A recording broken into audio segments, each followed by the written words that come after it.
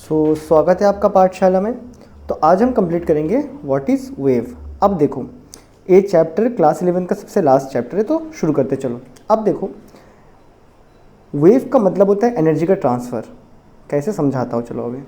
अभी सपोज़ तुम्हारे पास एनर्जी भेजना है। यहाँ तुम्हारे पास एक एनर्जी है, ठीक है। यहाँ पे एनर्जी का सोर्स है, तुमको यहाँ से यहाँ पे एनर्जी भेजना है। तो तुम किस तरीके से इस एनर्जी को यहाँ से यहाँ ट्रांसफ़र करोगे, वो जो ट्रांसफ़र करने का तरीका है ना, उसी को हम वेव बोलेंगे। सुनने में थोड़ा अटपटा लग रहा है, क्योंकि आपने वेव देखा है कि समुद्र में लहर, मतलब समुद्र का जो लहर होता है इस तरह उठता है, लेकिन कभी सोचा है वो लहर क्यों उठता है? क्योंकि एनर्जी का ट्रांसफ़र होता है। डन। अब समझो, पहले थोड़ा बेसिक बातचीत कर लेंगे, फिर डेफिनेशन लिख लेंगे वेव का। अभी वेव का जनरल ड्राइंग तुम लोगों ने कुछ ऐसा देखा होगा, बराबर। इसमें जो भी चीज़ें वो सारे तुम्हें पता है कि ये होता है क्रस्ट, ये होता है ट्रॉफ, वो सारी चीज़ें हमें पता है। डन। अब देखो, शुरू करते हैं इसको। अभी वेव क्या होता है? It is used for transfer, it is used for transfer of energy. अगर हमें कहीं से एनर्जी को ट्रांसफ़र करना है तो हम किस फॉर्म में ट्रांसफ़र करेंगे? वेव के फॉर्म में। अब जब भी कोई चीज़ के अंदर एनर्जी होता है, वो क्या क्रिएट करता है? डिस्टर्बेंस क्रिएट करेगा। आया समझ में? तो जब एनर्जी रहेगा तो क्या क्रिएट हो जाएगा? डिस्टर्बेंसेस। अभी अगर परेशान लग रहा है तो भाई बिल्कुल टेंशन ना लो, क्योंकि तुमने कभी वेव का डेफिनेशन पढ़ा नहीं होगा। डेफिनेशन पढ़ा होगा, लेकिन उसका मतलब को हमें समझना है आज। अब देखो, डिस्टर्बेंस क्रिएट करने का बहुत तरीका है। सपोज अगर मैं एक रस्सी को पकड़ के ऐसे हिलाऊं, तो जब मैं रस्सी का इस कोने को हिलाऊंगा तो डिस्टर्बेंस क्या होगा? यहाँ पे मैं क्या कर रहा हूँ? फोर्स लगा रहा हूँ, डिस्प्लेस कर रहा हूँ। मतलब क्या कर रहा हूँ? वर्क कर रहा हूँ। वर्क और एनर्जी सेम होता है। जब मैं यहाँ पे वर्क करूँगा तो मतलब एनर्जी प्रोड्यूस होगा। एनर्जी क्या होगा? ये जो वाइब्रेशन है वो क्या होता है? इस कोने से इस कोने तक पहुँच जाता है ना। ये जो ट्रांसफ़र है, यहाँ पे क्या, यहाँ पे जो पार्टिकल था, यहाँ पे सपोज तुम्हारे पास एक पार्टिकल है। डन। उस पार्टिकल को मैं यहाँ पे वाइब्रेट कर रहा हूँ। क्या वो पार्टिकल यहाँ से यहाँ पहुँचेगा? नहीं। लेकिन वो वेव के फॉर्म में कुछ तो चीज़ पहुँचेगा ना। वो क्या था? एनर्जी था। क्यों? मैंने यहाँ पे वर्क किया था। वर्क और एनर्जी क्या होता है? सेम होता है। ये थोड़ा बहुत बातें क्लियर हुआ। अब ये यहाँ से यहाँ तक वो वाइब्रेशन पहुँचता ही क्यों है, पहले उसको समझते हैं। अब मैं मान लेता हूँ कि मेरे पास एक स्ट्रिंग है। डन। इनिशियली मेरे पास एक रस्सी है। अब रस्सी के अंदर क्या होते हैं? एटम्स होते हैं। तो मैं इसके एटम्स बना रहा हूँ। ये क्या है? इसके एक रस्सी है, ठीक है। रस्सी के अंदर क्या होते हैं? रस्सी के अंदर होते हैं एटम्स। एकदम मॉलिक्यूलर लेवल में देखेंगे तो क्या होते हैं? मॉलिक्यूल्स होते हैं, या फिर तुम एटम्स बोल दो, या फिर तुम बोलो क्या होते हैं? इसके अंदर क्या होते हैं? पार्टिकल्स होते हैं। और पार्टिकल्स के बीच में क्या, कौन सा फोर्स अट्रैक्ट होता है? मतलब देखो, दो पार्टिकल को कोई कौन सा फोर्स जोड़ के रखता है? उसे बोलते हैं हम इंटरमॉलिक्यूलर फोर्सेस। मतलब दो पार्टिकल को कौन ज्वाइन करके रखा है? Intermolecular forces. अब देखो, अभी अगर मैं इसमें से एक पार्टिकल को, सपोज मैं इस पार्टिकल को ऊपर डिस्प्लेस कर दूँ। डन। मैं जब यहाँ पे इस तरह ऑसोलेट करता हूँ ना, तो क्या करता हूँ? मैं एक पार्टिकल को क्या करता हूँ? ऐसे खींच के ऊपर, फिर उसी को नीचे। डन। वैसे करते रहता हूँ ना। तो मैं अगर इस पार्टिकल को यहाँ ऊपर खींच लूँ, तो इसके जो सराउंडिंग के मॉलिक्यूल्स हैं, इनके बीच में इंटरमॉलिक्यूलर फोर्स था, तो ये सराउंडिंग का मॉलिक्यूल भी क्या आ जाएगा? ऊपर आ जाएगा। क्यों? क्योंकि इसके बीच में इंटरमॉलिक्यूलर फोर्सेस है। फिर इसको भी आना पड़ेगा, फिर ये भी थोड़ा ऊपर आ जाएगा। डन। जो नया पैटर्न बन जाएगा थोड़ा देर बाद, अगर मैं एक पार्टिकल को ऊपर उठाऊं तो ये ब्लू वाले के वहाँ फिर पैटर्न बनेगा। हाँ या ना? क्यों? क्योंकि इनके बीच में क्या है? इंटरमॉलिक्यूलर फोर्सेस है। अब देखो, अब जैसे ही मैंने इस पार्टिकल को यहाँ से यहाँ डिस्प्लेस करवाया, तो अब ये पार्टिकल क्या चाहेगा? कि वह वापस आ जाए। डन। क्योंकि भाई हम लोगों ने पढ़ा है ना कि जो इनर्शिया होता है ना, देखो ये अपना मेन पोजीशन में आना चाहेगा। क्योंकि हमने इसको, देखो यार, हम इसको ऐसा मूव करते हैं, फिर ऐसा, फिर ऐसा। तो नेक्स्ट कंडीशन में क्या होगा? देखो, ये अपने आप को रिस्टोर करेगा। इलास्टिक फोर्स की वजह से अपने आप को क्या करेगा? रिस्टोर करने का ट्राई करेगा कि ये जो ऊपर गया है वो कहाँ है? नीचे आ जाए। तो अभी देखो, इसको मैंने जो एनर्जी दिया, इसकी वजह से एक मॉलिक्यूल तो ऊपर पहुँच गया। नेक्स्ट केस में क्या होगा? अभी ये मैक्सिमम तक पहुँच चुका है। तो नेक्स्ट केस में क्या होगा? ए वाला पार्टिकल नीचे आना चाहेगा, ए वाला नीचे आना चाहेगा। ये थोड़ा नीचे आ रहा है, लेकिन ए वाला जो पार्टिकल है, क्या वो पूरी तरीके से मैक्सिमम पहुँच जाए? नहीं। तो इस केस में क्या होगा? ए जो पार्टिकल है ना, ये जो पार्टिकल है जो यहाँ पे था, ये क्या करेगा? अपना मैक्सिमम हाइट ले लेगा। लिया, तो उसके बाद इसका बगल में ये जो पार्टिकल था, तो इसका बगल पहुँच जाएगा। उसके बाद ये जो पार्टिकल था थोड़ा ऊपर आ जाएगा, फिर ये पार्टिकल यहाँ रह जाएगा। बाकी क्या, उसमें तो कोई इफेक्ट नहीं हुआ, वो लोग वैसे ही रहेंगे रस्सी में। डन। ये हुआ सेकंड केस। अब देखो, और थोड़ा देरी बाद फिर क्या करेगा? देखो, इसका मेन पोजीशन यहाँ पे था। थोड़ा देरी बाद ये जो पार्टिकल ऊपर था वो कहाँ पे आ जाना चाहेगा? मेन पोजीशन पे। तो अपना मेन पोजीशन पे आ चुका है। मेन पोजीशन पे अभी ये जो पार्टिकल मैक्सिमम पहुंच चुका था वो क्या करेगा, थोड़ा नीचे आएगा, क्योंकि उसका एनर्जी मैक्सिमम पहुंच गया, तो अभी क्या करेगा, रिस्टोरिंग फोर्स की वजह से वो पीछे आएगा। और ये जो पार्टिकल तब नहीं गया था मैक्सिमम, अभी वो क्या पहुंच जाएगा, मैक्सिमम हाइट। अब वो जब मैक्सिमम पहुंचा तो उसके बगल वाले को भी जाना पड़ेगा, उसका बगल वाला जाएगा, फिर इसको भी जाना पड़ेगा, फिर ये और थोड़ा ऊपर उठ जाएगा उसका और नेबरिंग वाला, बाकी सारे क्या रहेंगे, ऐसे सेम रहेंगे। डन। अब देखना, अब इंटरेस्टिंग चीज़, अब जब ये पार्टिकल ऊपर गया था, फिर जब ये नीचे आएगा, अपना मीन पोजीशन पे आ चुका है, अपने घर पे आ चुका है, लेकिन क्या इनर्शिया ऑफ वेलोसिटी, हमने लास्ट चैप्टर में पढ़ा था, इनर्शिया ऑफ वेलोसिटी की वजह से क्या होगा, ये इस पोजीशन को ओवरशूट करेगा। ओवरशूट करके भी ये पार्टिकल कहाँ आ जाएगा, ये जो पार्टिकल अपने मीन पोजीशन में आ चुका है लेकिन अपने आप को रोक नहीं पाएगा इनर्शिया की वजह से, वो कहाँ आ जाएगा, नीचे आ जाएगा। उसके चक्कर में ए वाला क्या आ जाएगा, अपना मीन पोजीशन, ये अभी मीन पोजीशन पहुँच चुका है, ये और थोड़ा डाउन कर लेगा। अब देखो, अब ये जो पार्टिकल मैक्सिमम पहुँचा था ये और थोड़ा नीचे आएगा। अब ये जो पार्टिकल था ये क्या करेगा, मैक्सिमम ले लेगा, फिर बाकी ऐसे आ जाएंगे। डन। फिर ये बाकी वाले क्या होंगे, वो तो मूव ही नहीं करेंगे।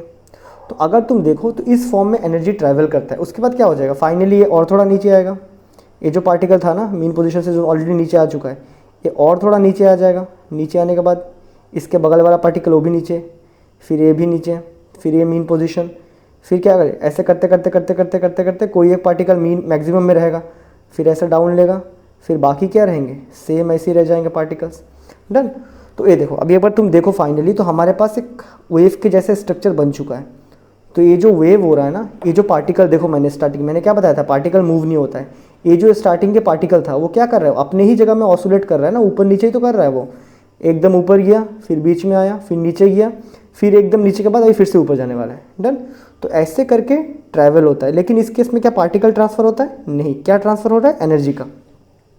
तो अभी अगर हम लिखना चाहें व्हाट इज वेव, तो हम लोग क्या लिखेंगे,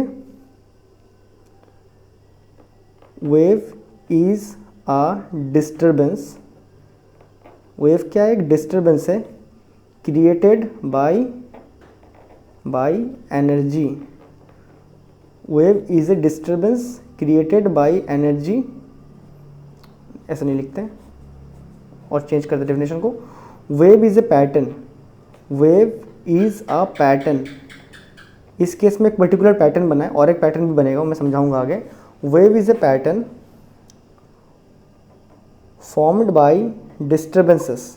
किससे, disturbance, form by disturbance. Disturbance को कौन क्रिएट करता है, energy. So wave is a pattern form by disturbance which propagate,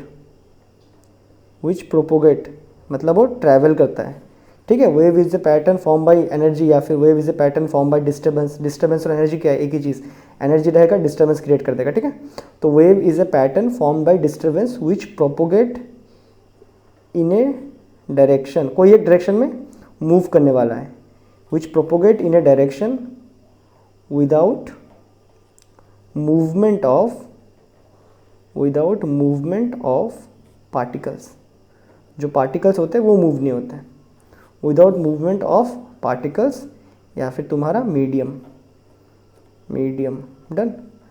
अब देखो इस केस में क्या, रस्सी के पार्टिकल का ट्रांसफर हुआ था। ये जो पार्टिकल यहाँ पे था स्टार्टिंग में जो था, क्या वो सामने आ गया था, नहीं, वो वहीं पे ही था लेकिन ऊपर नीचे मूव कर रहा था। ये बात आया समझ में। तो wave is a pattern form by disturbances, energy means वही चीज़, which propagate in a direction without movement of particles या फिर मीडियम। तो ये होता है तुम्हारा वेव।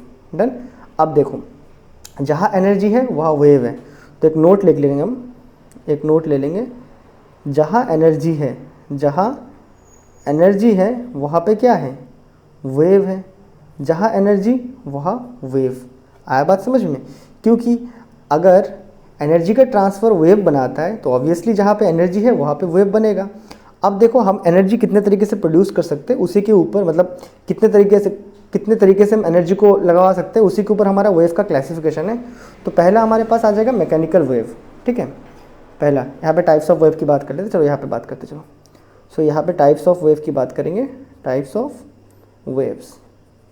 तो जो फर्स्ट हमारे पास वेव का टाइप आता है वो है मैकेनिकल वेव, वो है मैकेनिकल वेव। अब देखो जो मैकेनिकल वेव रहेगा उसमें हम एक्सटर्नल एनर्जी को प्रोवाइड करेंगे। जैसे यहाँ पे मैं स्ट्रिंग को हिला रहा था, फिर अभी जो मैं बात कर रहा हूँ वो सारा क्या है, मैं ही तो, देखो जब मैं बात कर रहा होता हूँ तब मैं ही एनर्जी प्रोवाइड करता हूँ इस सराउंडिंग, जो भी मतलब इस एयर में जो भी मॉलिक्यूल्स उनको प्रोवाइड कर रहा होता हूँ। तो जहाँ पे मैं एनर्जी प्रोवाइड करने वाला हूँ उसके बाद एनर्जी ट्रांसफ़र होगा। सुनना ज़रा, जहाँ पे मैं एनर्जी प्रोवाइड करूँगा या फिर एक्सटर्नल एनर्जी हम प्रोवाइड करेंगे खुद से, ठीक है, और वो एनर्जी ट्रांसफ़र होगा तो वो कौन सा वेव कहलाएगा? मैकेनिकल वेव, क्योंकि वेव क्या होता है? एनर्जी का ट्रांसफ़र। ये बातें क्लियर है? उसी तरह कुछ वेव ऐसे भी होते हैं, कुछ वेव ऐसे भी होते हैं जिनमें जिसको ट्रांसफ़र होने के लिए, देखो यार, जिसको ट्रांसफ़र होने के लिए कोई मीडियम का ज़रूरत नहीं पड़ता है, उसके पास एनर्जी होता है। वो क्या होता है? Electromagnetic wave. Electromagnetic wave. अभी अगर मैं तुम्हें बोलूँ इलेक्ट्रोमैग्नेटिक वेव को ट्रैवल करने के लिए कोई मतलब ये नहीं चाहिए, क्या बोलते हैं, कोई मीडियम नहीं चाहिए, तो कहना थोड़ा अटपटा सा रहेगा। एनी हो, मैकेनिकल वेव को मीडियम चाहिए, ठीक है, जैसे मैं यहाँ बात कर रहा हूँ तो मीडियम है, तो इलेक्ट्रोमैग्नेटिक वेव को मीडियम का ज़रूरत नहीं पड़ता है, मीडियम का ज़रूरत नहीं पड़ता है। मैकेनिकल वेव को मीडियम का ज़रूरत पड़ता है, लेकिन उससे बढ़िया मेरा यही डेफिनेशन रहेगा, अगर एनर्जी है तो वेव रहेगा, वेव है तो एनर्जी है। डन। तो मैकेनिकल वेव हम एक्सटर्नल एनर्जी प्रोवाइड करेंगे। इलेक्ट्रोमैग्नेटिक वेव, इसको मीडियम नहीं चाहिए, ये सन वगैरह से हो जाता है, मतलब भाई ज़्यादातर इलेक्ट्रोमैग्नेटिक वेव आपका केमिकल रिएक्शन से बनता है, ठीक है। और जो थर्ड होता है, अब देखना, थर्ड मतलब तुम्हारे एटम्स के अंदर भी एनर्जी होते हैं। न्यूट्रॉन के अंदर एनर्जी है, प्रोटॉन के अंदर एनर्जी है। चार्ज का बात नहीं कर रहा हूँ, न्यूट्रॉन के पास अपना एनर्जी है, प्रोटॉन के पास एनर्जी है, इलेक्ट्रॉन के पास भी एनर्जी है। उनके पास एनर्जी है तो ऑब्वियसली वो क्या करेंगे? एक वेव बनाएंगे। उस वेव को हम बात करेंगे मैटर वेव। उस वेव को क्या बोलेंगे? Matter wave. अब देखो, हमने ग्रेविटेशनल फोर्स पढ़ा है, अब उसमें हमने ग्रेविटेशनल पोटेंशियल एनर्जी भी पढ़ा है। तो ग्रेविटेशन के पास भी क्या होता है? एनर्जी होता है। तो उसमें से लास्ट वेव बनता है हमारा ग्रेविटेशनल वेव। क्या बन जाएगा? Gravitational wave. यही हमारे कुछ बेसिक हैं वेव के, तो इनको एक एक करके हम बात कर लेते हैं। हम क्लास 11th में खास करके, पूरा क्लास 11th मतलब लास्ट चैप्टर 11 में हम जस्ट मैकेनिकल वेव पे फोकस करेंगे, जिसको ट्रांसफ़र होने के लिए मीडियम चाहिए और इसमें डिस्टर्बेंस हम खुद बैठ के क्रिएट कर रहे होंगे। Done. Electromagnetic wave class 12th, matter wave class 12, gravitational wave out of syllabus, इसको हम डील ही नहीं करेंगे, ठीक है। अब सुनो, अब बात करते हैं मैकेनिकल वेव, जो कि हम क्लास 11 में डिस्कस करना है हमें, इसको थोड़ा गहराई से थोड़ा बहुत देख लेते हैं। अब देखो, मैकेनिकल वेव मतलब इसमें एनर्जी कौन प्रोवाइड करेंगे? हम प्रोवाइड करेंगे। डन। तो मैकेनिकल वेव में हम एनर्जी दो तरीके से प्रोवाइड करेंगे। एक तो होता है कि भाई इन द फॉर्म ऑफ आपका एक्सटर्नल एनर्जी, जैसे मैं स्ट्रिंग को हिला रहा था ना, स्ट्रिंग को हिलाना आपका एक एनर्जी हो जाएगा। डन। तो उसमें आएगा आपका ट्रांसवर्सल वेव, इसका अगले लेक्चर में इसी को लूँगा, ट्रांसवर्सल वेव। और एक रहेगा जो मैं बात कर रहा हूँ ना, वो जो आप तक पहुँच रहा है ना, वो जो मैं बात कर रहा हूँ, मैं एक वाइब्रेशन क्रिएट कर रहा हूँ, वो भी पढ़ना है हमें, उसे हम बोलेंगे लॉन्गिट्यूडनल वेव। डन। उसे हम बोलेंगे लॉन्गिट्यूडनल वेव। इसको मैं अगले लेक्चर में ले लूँगा बहुत बढ़िया से। ट्रांसवर्सल वेव का आपका यही फंडा है, जैसे मैं ये कोने में हिला रहा था ना, ये जो मैंने बनाया ना, ये ट्रांसवर्सल वेव है, ठीक है। तो मैं उस केस में नहीं बताऊँगा, मैं डायरेक्टली ड्राइंग बना के शुरू करूँगा। डन। तो इसको तुम याद रखना कि इसको जब मैंने मूव करवाया था तो ऐसे मूवमेंट वगैरह हुआ था। एक किसका है? तुम्हारा ट्रांसवर्सल वेव का है। तो इस केस में स्ट्रिंग को क्या मैंने हिलाया था, मैकेनिकल वेव, मीडियम चाहिए, हम एक्सटर्नल एनर्जी प्रोवाइड करेंगे, तो यहाँ पे क्या मैंने इसको हिलाया था, तो इसलिए इस तरह एनर्जी का मोशन हुआ था। डन। लॉन्गिट्यूडनल वेव में मैं बात कर रहा हूँ, मतलब मैं अपना एनर्जी को खर्च कर रहा हूँ। एनर्जी कहाँ खर्च हो रहा है? वाइब्रेशंस क्रिएट करने में। वो जो वाइब्रेशन का ट्रैवल होगा वो कहलाएगा आपका लॉन्गिट्यूडनल वेव। और क्लास 11 में हम इतने तक ही रहेंगे, ठीक है। अब बात कर लेंगे इलेक्ट्रोमैग्नेटिक वेव का। ये क्या चीज़ होता है? तो पहला जो सबसे इम्पोर्टेंट बात, इलेक्ट्रोमैग्नेटिक वेव। अच्छा, क्लास 11 के हिसाब से यहाँ पे लिख लेते हैं, मैकेनिकल वेव को मीडियम का ज़रूरत नहीं पड़ता, विदाउट क्या बोलते हैं, मीडियम का ज़रूरत पड़ता है। मैकेनिकल वेव को मीडियम का ज़रूरत पड़ता है, ये मीडियम में ही ट्रैवल होता है। इलेक्ट्रोमैग्नेटिक वेव को किसका ज़रूरत नहीं है? मीडियम का ज़रूरत नहीं है, मीडियम नॉट रिक्वायर्ड। अब देखो, एनी हाउ इलेक्ट्रोमैग्नेटिक होना है तो क्या करना है आपको? मतलब एनर्जी रहना पड़ेगा, एनर्जी है तभी वेव बनेगा। अब इस केस में एनर्जी कौन प्रोवाइड करता है? Chemical reactions. केमिकल रिएक्शंस आया समझ में? केमिकल रिएक्शंस, खास करके जो न्यूक्लियर रिएक्शंस होते हैं ना, वो प्रोड्यूस करते हैं इलेक्ट्रोमैग्नेटिक वेव्स, जैसे आपका एक्सरे, गामा रे, वो सारे, ठीक है। अब देखो, जो थर्ड बचता है वो है matter wave. That is very interesting. मैं इसमें एक चीज़ आपको एक्स्ट्रा भी बोलना चाहूँगा, आइंस्टाइन की इक्वेशन से। मैटर वेव, मैटर वेव आपका कोई भी चीज़, जैसे इलेक्ट्रॉन के पास एनर्जी होता है तो इलेक्ट्रॉन भी मैटर वेव बनाता है, ठीक है। इसमें कौन कौन चीज़ें आएंगे? इलेक्ट्रॉन आ जाएंगे, इलेक्ट्रॉन का एनर्जी, ठीक है ना। इलेक्ट्रॉन का एनर्जी का फ्लो को क्या बोलेंगे? Matter wave. फिर आपके प्रोटॉन का जो एनर्जी का फ्लो होता है वो भी क्या कहलाएगा, मैटर वेव। न्यूट्रॉन का भी मैटर वेव। और कोई भी मास बॉडी का, कोई भी मास बॉडी, डन, जिसे आप डी ब्रोगलीज वेवलेंथ भी पढ़ते हो, केमिस्ट्री में पढ़े हो शायद, तो वो होता है कोई भी मास बॉडी का भी कहलाएगा, क्योंकि डी ब्रोगली ने क्या मैटर वेवलेंथ बताया था ना। तो मैटर वेव में कोई भी मास बॉडी आएगा। कैसे मास बॉडी आएगा समझो ज़रा। जैसे हमें पता है E = mc²। इस केस में जो स्पीड ऑफ लाइट है वो हमेशा कांस्टेंट होता है, तो अगर मैं उसको कांस्टेंट मानूँ तो एनर्जी और मास क्या है, इक्विवेलेंट है। आइंस्टाइन ने बताया था एनर्जी क्या है, मास है। मतलब अगर मास है तो उसके अंदर एनर्जी है, अगर एनर्जी है तो मास है। अगर हम वही हिसाब से देखें तो ये एक मास बॉडी है कि नहीं। अगर ये मास बॉडी है इसके अंदर एनर्जी है, अगर एनर्जी है तो इसका एनर्जी प्रोपोगेट करेगा। किस फॉर्म में प्रोपोगेट करेगा, इन the form of matter wave. Done. Any how ये हम क्लास 12 में डिस्कस करेंगे। और जो लास्ट बचता है वो है ग्रेविटेशनल वेव। अब देखो ग्रेविटेशनल फोर्स के पास देखो, हमें पता है ना ग्रेविटेशनल पोटेंशियल एनर्जी होता है।